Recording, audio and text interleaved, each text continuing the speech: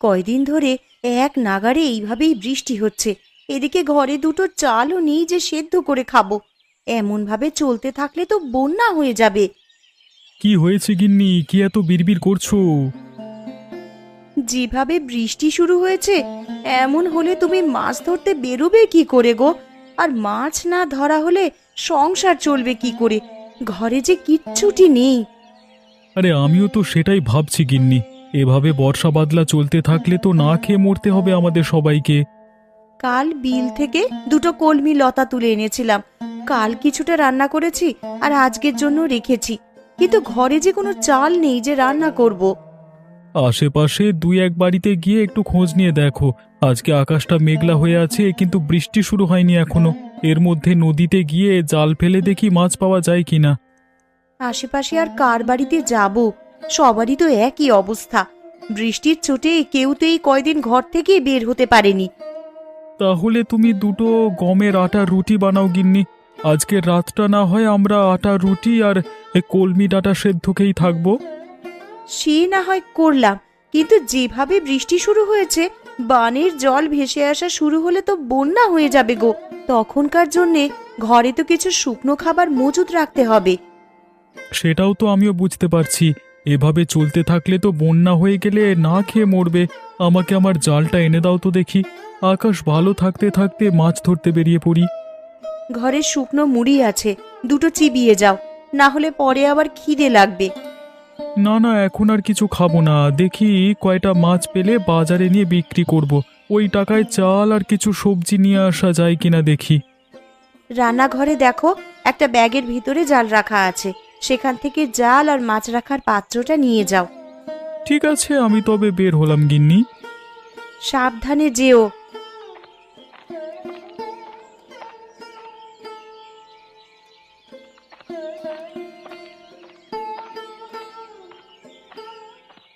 হায় হায় হায় হায়, এ কি হলো আমার? জমিতে যে জল জমতে শুরু করেছে। কিছুদিন হলো কেবল ধান তুলেছি, এখন জল জমলে যে আর গাছগুলো বাঁচবে না, সব জলের নিচে পচবে।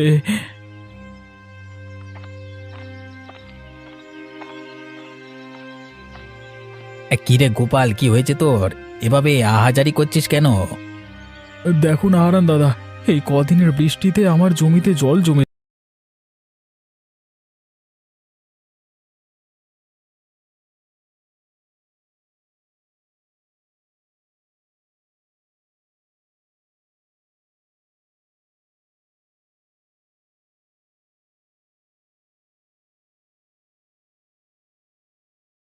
অবস্থা হয় তাহলে মানুষ খাবে কি আর বাঁচবে কি করে? এখন থেকেই আমাদের আগাম প্রস্তুতি নিয়ে রাখতে হবে, নাহলে পরে আমাদের বিপদে পড়তে হবে।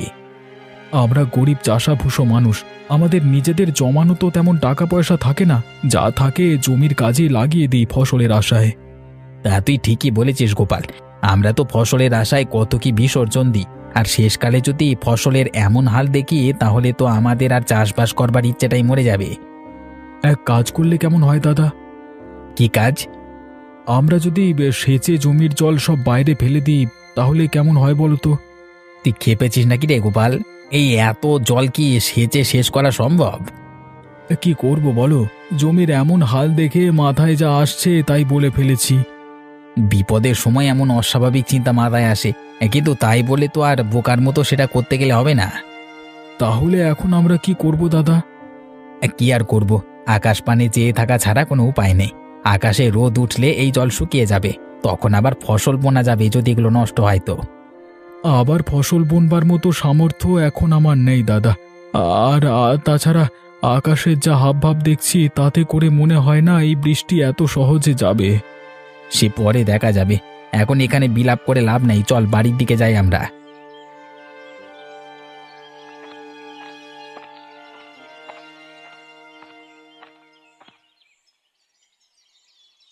একটু সুযোগ পেলেই হলো, এই মেয়ে কাদামাটি নিয়ে খেলতে বসে যাবে। জামা কাপড় ময়লা হলে আজ তোর কপালে দুঃখ আছে ননি, এই আমি বলে দিলাম। আমার একটু খেলাধুলো তোমার সহ্য কেন হয় না বলো তো মা? তোর খেলাধুলো আমার সহ্য হবে কি করে? খেলা করতে গেলেই তো জামা কাপড়ে কাদামাটি মাখিয়ে আসিস। এই বৃষ্টি বাদলার দিনে আমি জামা কাপড় শুকাতে দেবো কোথায়? পরপর এত দিন বৃষ্টিতে আমি দুদণ্ড বাইরে বেরোতে পারিনি, আর কতক্ষণ আমাকে ঘরবন্দি হয়ে থাকতে বলছো তুমি? এই মেয়ের চোপা দিন দিন বেড়েই চলেছে।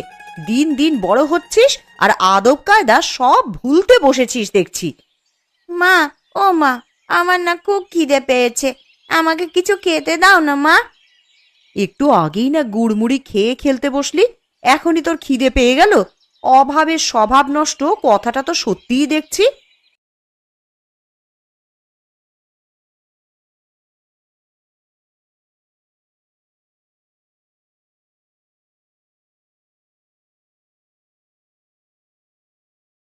কিচ্ছুটি রাখার উপায় নেই তোর জন্যে। খাবার দেখলেই কখন খেয়ে শেষ করবি সেই চিন্তা তোর। এখন আমার খুব খিদে পেয়েছে, আমায় কি খেতে দেবে দাও। রান্নাঘরে পান্তা ভাত রাখা আছে তোর বাবার জন্য, সেখান থেকে কিছু ভাত নিয়ে খা, আর বাকিটুকু তোর বাবার জন্য রেখে দে। পান্তা ভাত কি দিয়ে খাবো মা? তরকারি কি কিছু আছে? না, পেঁয়াজ আর লঙ্কা দিয়ে ডোলে খা। দুপুরে কচু ঘন্ট করে দেবো খন। শুধু পেঁয়াজ আর লঙ্কা দিয়ে কি ভাত খাওয়া যায় নাকি? তুমি আমাকে অন্য কিছু বানিয়ে দাও না মা। ঘরে আর কিচ্ছু নেই রে মা, এখন পান্তা ভাত খা। একটু বাদেই তো আবার দুপুরের রান্না বসাবো। রান্না হয়ে গেলে তখন আবার গরম গরম ভাত খাস। ঠিক আছে মা, তাই দাও তবে আমাকে। তুই রান্নাঘরে গিয়ে নিজে নিয়ে খা না, আমি দেখি কচুগুলো কেটে ফেলি। আর সাবধানে যাস, উঠানে আবার পা পিছলে পড়লে কিন্তু ব্যথা পাবি।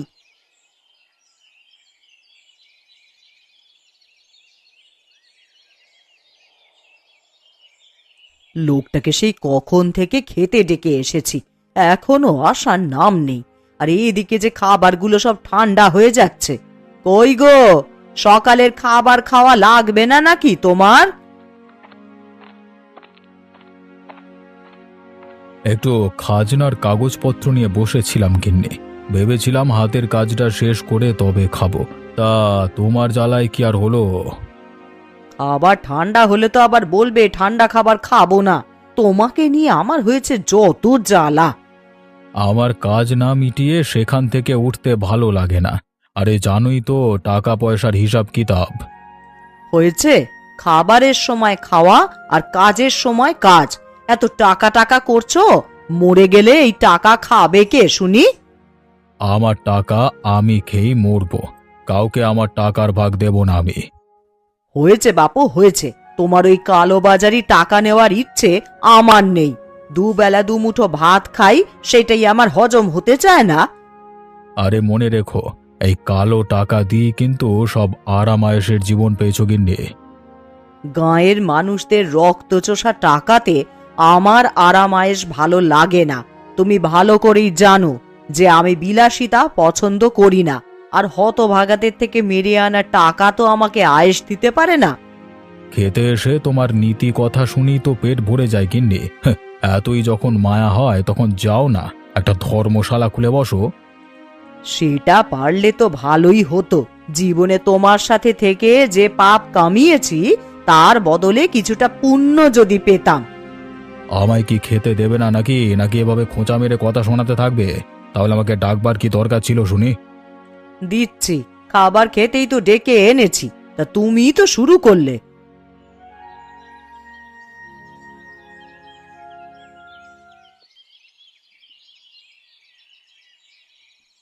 ননি, ও ননি, একবার এদিকে আয় তো মা।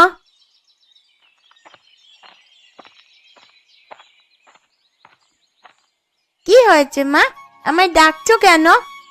কচুর ডাঁটার ঘন্ট করব, কিন্তু এখন লবণ জলে ভিজিয়ে দেখি কচুগুলো কমে গেছে অনেকটাই। এইটুকুতে সবার তো খাওয়া হবে না রে। তা এখন আমায় কি করতে হবে সেটা বলো। তুই ঘরের পেছনে গিয়ে কটা কচুর ডাঁটা তুলে আন দেখি মা। ওরে বাবা, আমি পারবো না ঘরের পেছন থেকে কচু আনতে যেতে। ওইগুলো ধরলেই আমার হাত চুলকাবে। হাতে প্লাস্টিক বেঁধে তুলে নিয়ে আয় মা, না হলে দুপুরে তরকারি যে কম পড়ে যাবে। বিকেলে আবার গয়া পিসির বাড়িতে যাব, তখন পিসির জন্য তো একটু কচু ঘন্টের তরকারি নিয়ে যাব ভেবেছি। গয়া দিদার বাড়িতে যাবে মা? হ্যাঁ রে মা, অনেক দিন হলো পিসির দেখা নেই, তাই ভাবছি একবার গিয়ে দেখা করে আসি। বেশ, তাহলে আমিও যাব। আমি এক্ষুনি কচুর ডাঁটা তুলে আনছি মা।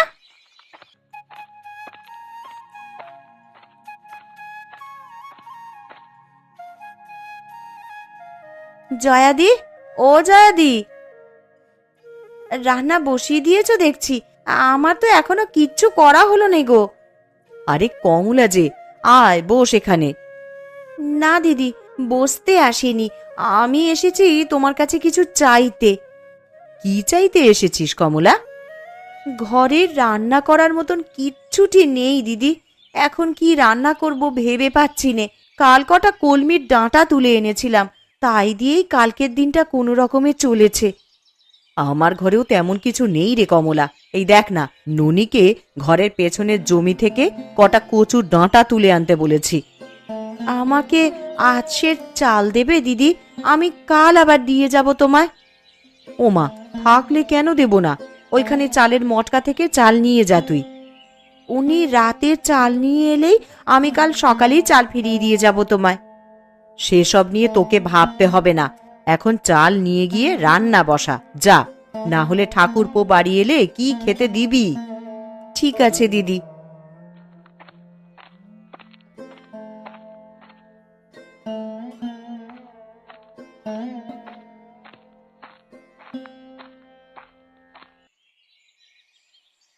আজ 2 দিন হয়ে গেল বাড়ির বাইরে কোথাও যেতে পারছি না।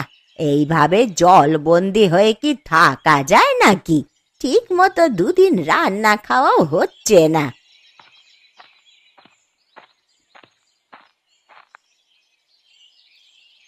এ কি গো পিসি, তোমার বাড়িতে যে বানের জল উঠেছে, সারা উঠোন তো জলে ভরে গেছে গো। এই জন্যই বুঝি দিদার দেখা নেই আজ কদিন ধরে।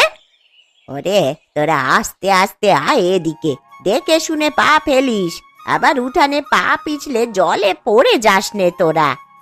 তা এইভাবে জলবন্দি হয়ে আছো, আমাদের একটা খবর দিলেও তো পারতে পিসি। খবর দেব কি করে লছুরি? দেখতে পাচ্ছিস নে জলে আমার উঠোন একেবারে ডুবে আছে। এই হাঁটু জলে নেমে আমি এখন তোদের খবর দিতে যাব? খবর না দিলে আমরা কিছুই জানতে পারবো না তো। এখন তোমার জন্যে কচু ঘন্ট নিয়ে এলাম বলেই না দেখতে পেলাম, না হলে তো আমরা জানতেও পারতাম না দিদা।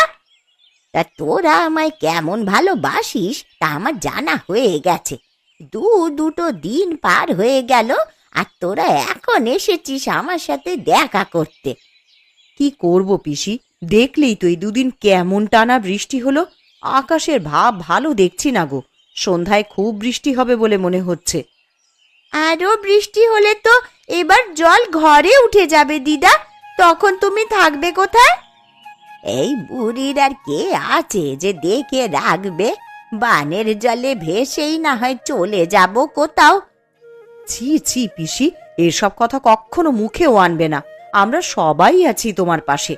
আবহাওয়া বেশি ভালো দেখছি না, তুমি বরং আমাদের সাথে আমাদের বাড়িতে চলো পিসি। হ্যাঁ দিদা, আমাদের সাথে চলো। এই বিপদে তোমাকে একা রেখে যেতে পারবো না আমরা। তা বেশ, তোরা যখন এত করে বলছিস তবে তাই চল।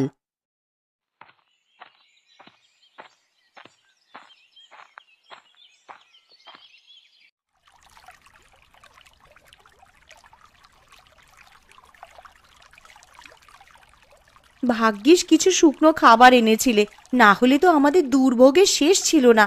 যেভাবে বানের জল হুট করে বাড়িতে প্রবেশ করা শুরু করলো, খাবারের জন্য কোথায় যে যেতাম পরে। জল বেড়ে যাচ্ছে দেখি তো দরকারি জিনিসপত্র নিয়ে বাড়ির চালায় উঠে এলাম, না হলে আর উঁচু জায়গা পেতাম না।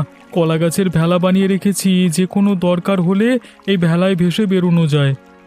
কিন্তু যেইভাবে চারপাশে বানের জল বাড়ছে, আমার যে বড্ড ভয় হচ্ছে গো। জল বেশি হলে তখন যাব কোথায় আমরা? ও তুমি চিন্তা করো না গিন্নি, একটা না একটা উপায় ঠিক হবে। আমি একটু বেরোবো। হ্যাঁ, তুমি আবার এখন কোথায় যাবে শুনি? হারান দাদা গোপাল দাদাদের কি অবস্থা, তারা কোথায় আশ্রয় নিয়েছে, এসব একটু দেখে আসতে হবে তো। তুমি চলে গেলে আমি একা একা কি করব এখানে? জল যদি বেড়ে যায় তাহলে আমি একা হাতে কিভাবে কি করব? ওসব নিয়ে চিন্তা করো না গিন্নি, কলা গাছের ভেলা তো একটা বানাইনি, মানে আমি আগে থেকেই আর একটা ভেলা বানিয়ে রেখেছি। কোনো বিপদের আভাস পেলে জিনিসপত্র নিয়ে ভেলায় চড়ে বসবে। হ্যাঁ, না বাবা, আমার একার এত সাহস হবে বলে মনে হচ্ছে না। হবে গিন্নি হবে, বিপদে পড়লে মানুষ সব করতে পারে। ভাবছি সবাইকে নিয়ে মোড়লের বাড়ি যাব কিছু সাহায্যের জন্য, আর সাথে করে জালটা নিয়ে যাব। বানের জলে ভাসা কোনো বড় মাছ পেলে ধরবো। মানুষ বাঁচবে কি করে তাই ভেবেই মাথা খারাপ হয়ে যাচ্ছে, আর তুমি কিনা বানে ভাসা মাছ ধরবে? হ্যাঁ গো হ্যাঁ গিন্নি, যদি ভালো মাছ পাই তবে আমরা সবাই মিলে সেটা তো খেতে পারবো। কারোর কাছেই যে খাবার জিনিস তেমন কিছু নেই। তা তুমি ঠিকই বলেছ, এই সময় তো নদী নালা সব ডুবেছে, বড় বড় মাছ এখন বানে ভেসে আসবে। আমি জালটা নিয়ে একটু ঢু মেরে আসি, আর দেখে আসি সবার কি অবস্থা। ঠিক আছে, সাবধানে যেও, আর তাড়াতাড়ি ফিরে আসবে কিন্তু। ঠিক আছে গিন্নি।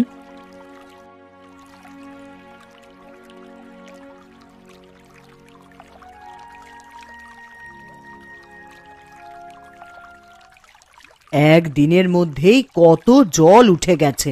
এইভাবে বানের জল আসতে থাকলে তো সারা গ্রাম জলের নিচে চলে যাবে। আরে ওসব নিয়ে তুমি চিন্তা করো না গিন্নি, সারা গ্রাম জলের নিচে তলিয়ে গেলেও আমাদের বাড়িটা উঁচু আছে, আমরা এখানে নিরাপদে থাকতে পারবো। তুমি কেমন মোড়ল বলো তো? আমি আমাদের কথা বলছি না, আমি বলছি গ্রামবাসীদের কথা। তাদের এই বিপদের দিনে তোমার উচিত তাদের পাশে দাঁড়ানো। আর তুমি আবার এখন শুরু করলে? দেখছো বানের জলের জন্য সবাই ঘরবন্দি হয়ে আছে, তার মধ্যে তুমি বলছো আমাকে মানুষের খোঁজ নেওয়ার জন্য। সব সময় নিজেরটাই বুঝলে তুমি। তোমাকে যে কে মোড়ল বানিয়েছিল? আমাকে গ্রামের লোকেরাই মোড়ল বানিয়েছিল, কিন্তু আমার ভালো তো তোমার হজম হবে না।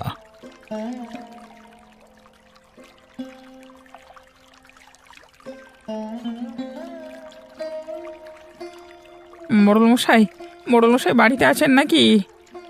একবার বাইরে আসুন তো, আমরা সবাই আপনার সাথে কিছু পরামর্শের জন্য এসেছি। আমি দোতলার ওপরে এখানে, গোপাল তোমরা ওপরে তাকাও। আপনি আমাদেরকে একটু সাহায্য করুন না বাবু, না হলে তো সবাই না খেয়ে মারা পড়বো। কি সাহায্য করবো আমি তোমাদের? আপনার কোষাগার থেকে যদি আমাদের কিছু চাল এবং আঠা দিয়ে সাহায্য করতেন, তবে সবাই পেটের খিদে নিবারণ করতে পারতাম। আমার কোষাগারে যা খাদ্যশস্য জমানো আছে সেগুলো তো আমার ব্যবহারের জন্য জমানো আছে, সেখান থেকে তোদের দিলে আমি চলবো কি করে? কিন্তু আমরা যে সবাই খুব দুর্দশার মধ্যে দিয়ে যাচ্ছি বাবু। আমার ঘরে চাল নেই, তরকারি নেই, শুকনো মুড়ি চিবিয়ে দিন কাটাচ্ছি। ওই ঢের ভালো তোদের জন্য, আমি সেভাবে কিছু দিতে পারবো না তোদের, নিজেরটা নিজেরাই জোগাড় করে নে। ঠিক আছে বাবু, আমরা তাহলে আসি এখন।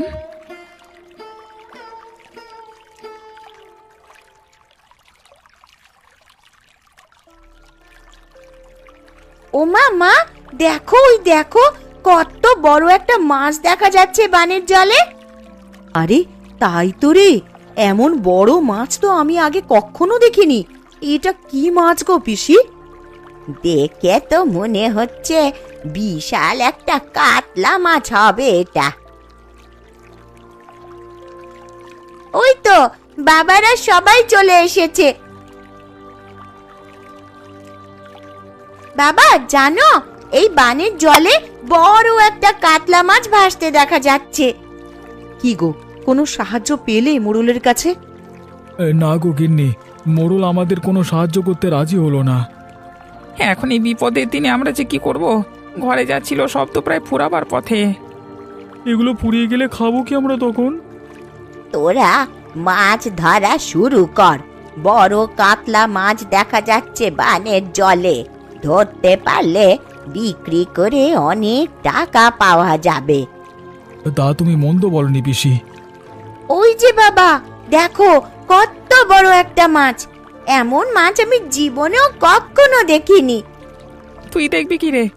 আমরাও যে এমন বড় মাছ আগে কখনো দেখিনি। এই মাছ আমাদেরকে ধরতেই হবে, যে যা পারো তাই নিয়েই চলো। আমরা মাছটা ধরবার চেষ্টা করি, আর আমার কাছে জাল আছে। তবে চলো মাছটার পিছু করি।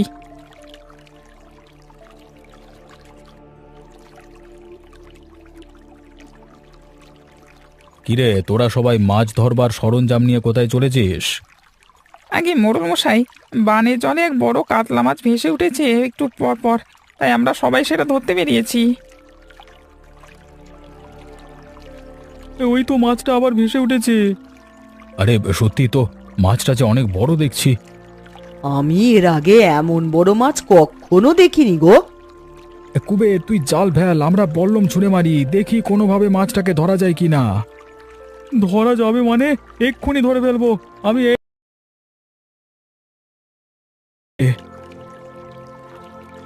মাছটা তো অনেক বড় রে কুবের, এটা নিয়ে শহরের মুখে হাটে বিক্রি করে আয়, অনেক দাম পাবি তাহলে। না না, এই মাছ আমি বিক্রি করব না বাবু, এই মাছে সবার অধিকার আছে, সবাই এই মাছ দেখেছে, আমি একা এটা করতে পারবো না, তাই আমি এটা ভাগ করে নেব সবার সাথে। মোড়ল মশাইকেও তার ভাগেরটা আমরা এখানেই দিয়ে যাব। দেখলে দেখলে তো ওরা কেমন ভালো মানুষ। বানে ভেসে আসা একটা বড় কাতলা ধরে ওরা সেটা তোমাকে ভাগ দিতে চাইছে, আর তুমি কি না ওদের একটু সাহায্য করতে চাওনি। আমি আমার ভুল বুঝতে পেরেছি, আসলে একা একা কোনো কিছু ভোগের শান্তি নেই। কথায় আছে, ভোগে নয় ত্যাগেই প্রকৃত সুখ। তোরা যাবার পথে আমার কোষাগার থেকে চাল ডাল যা লাগে নিয়ে যা। তাহলে তো আজকে বানে ভাসা বড় কাতলা মাছ দিয়ে মহাভোজ হবে সবার। তোরা বাড়ি গিয়ে সবাইকে আমার এখানে নিয়ে আয়, এই বিপদে আমরা সবাই একসাথে আমার বাড়ির দোতলায় থাকবো। ঠিক আছে বাবু, আমরা তাহলে বাড়ি গিয়ে সবাইকে নিয়ে আসি। মাছটা আপনার বাড়িতে রেখে যাই, এসে না হয় রান্না বান্নার আয়োজন করা যাবে। হ্যাঁ।